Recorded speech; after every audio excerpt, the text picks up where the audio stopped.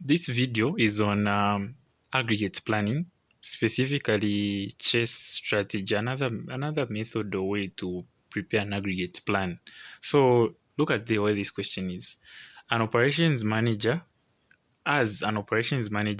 you have been provided with the forecast of January, February, March, and April as 250, 400, 500, and 350 respectively. There is no beginning inventory and regular production capacity is 350.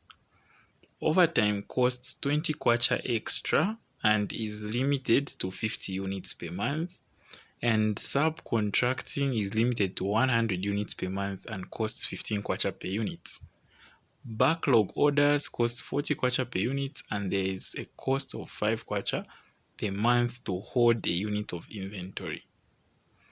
There is room for only 100 units in inventory. Develop an aggregate plan with chess strategy. What is the total plan cost? So basically we're going to calculate this aggregate plan using what? Chess strategy. So basically overtime and subcontracting will only be appearing in those months in which you discover that demand is more than your production or your output that you have in your company. So wherever you find that okay, demand is exceeding, meaning you need some additional stuff, and that's why the overtime and subcontracting come through. Because subcontracting is like you're outsourcing some outside some external sources to help you out. Then now overtime is where you're just using your workers there in your company to just finalize or adapt whatever is short for there.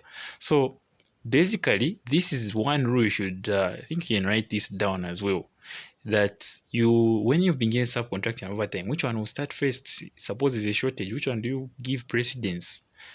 The one with the cheapest cost. Okay, the one with the cheapest costs. Why? An aggregate plan is supposed to be minimized. That's the main point of an aggregate plan. You don't want to costs. It should not have a high cost in short term. You're just trying to minimize. So let's get to it and answer this question in chess demand. Yeah, so chess demand, of course, first we can put in the months: Jan, Feb, March, April. There are just 4.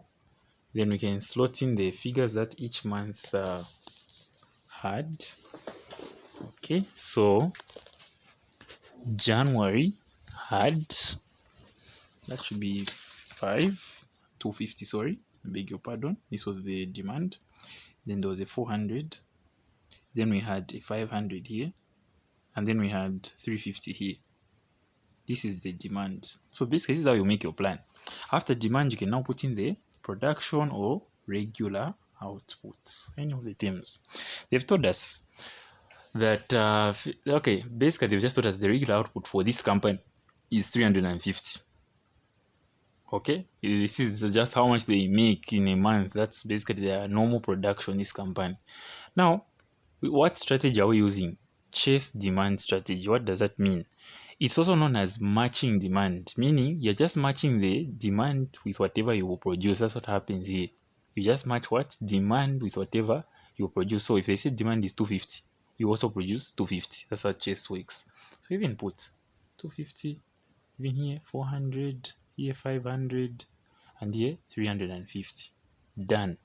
The next step is start checking for what? Overtime, since it was mentioned, and subcontracting. Let's see how these two will play a role. Remember, this company makes 350. They put that detail for a reason. That's what you come and apply some of these things. This company makes what? 350 regularly. So now look at the demand. In which month does the demand go above the 350? If you look at the question here, you'll notice that demand exceeds the 350 in February, in March. These two, actually, just these two, February and March. So in these two, we have to come and apply the rules of subcontracting and overtime, because they gave us that 350 for a reason.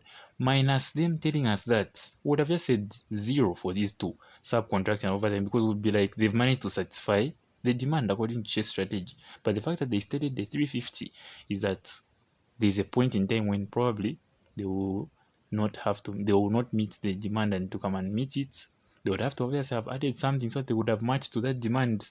And that's why we are saying the 350 was there for a reason. So that 350, as I earlier mentioned, that's one which we will use to determine overtime and subcontracting. So let's go to February. February has 400. That was the required demand. So yes, quite right, we have matched there that they should produce 400. Yes, they should produce 400 to match the demand. But you as a company regularly do what? 350. Therefore, you need an extra 50 to top up. Which one are you going to put here, overtime or subcontracting? Remember, the rule I told you is that the one which is cheaper is the one you would outsource, you would source here. In this case, it would be subcontracting because it had a 15 kwacha cost, while overtime had 20 kwacha. So overtime was more expensive if we got it to go and supply the remaining 50. Hence, we go for subcontracting. Go to the next one, March.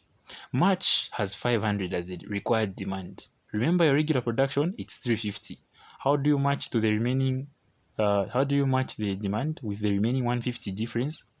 Again, we ask ourselves, which one are we picking first? Subcontracting, we'll start. You can say, okay, subcontracting, we need 150, but subcontractor has got a limit of 100. They even said it's limited to 100 per month. So we just, okay, we'll say, okay, since subcontracting is taking precedence, okay, let's get it first. Let's see how much it will reduce the total. That's the 100. How much are we left with? We're left with the 50. The 50 now can come from overtime, although it was our second choice. But since we cannot do anything, subcontracting is limited to 100 in a month. So then you can now outsource the overtime, and then you're done. This is basically the first part of the aggregate plan. Then we get into the costs now. So this is the same plan. I've just gone to the next part. While I was writing the details, then you just go and write costs. Jan, Feb, March, April. The costs now can begin. So you only have costs for these things overtime. Which month did you put overtime? Remember, we put overtime in March. It was 50 units. Now here you're putting the cost. What was the cost of overtime? 20 kwacha per unit. So 20 kwacha times 50 is 1,000. You can record. These are now costs. Subcontracting occurred in Feb and in March.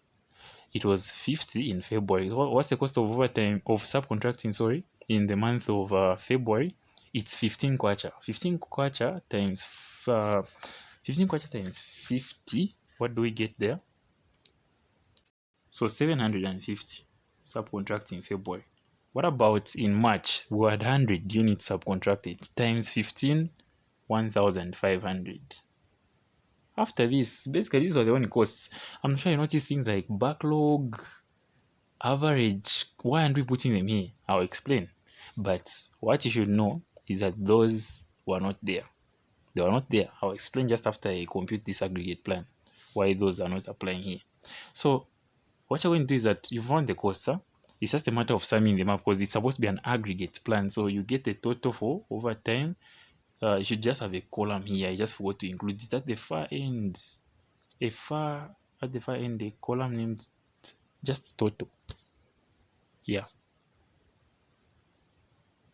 You can have 1,000 there. That's the total for the overtime. Here, what's 15 times? 15 plus 750. We should get 250. 250. This will give you an addition of 3,250 total.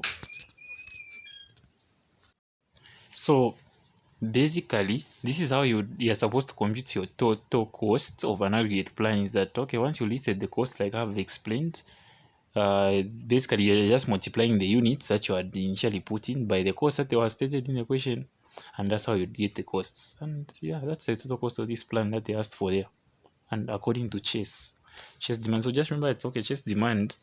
Just remember that you should show that you've matched the demand to the production. But in a scenario where they even add that further detail that okay, this company regularly does this, then you know most likely would even start comparing some overtimes and other subcontracting details, because they'll be like, okay, yes, you're matching demand quite alright, but there's that shortage in that demand and you have to go and match it, and hence that's why we're bringing in the sub and the overtime thing.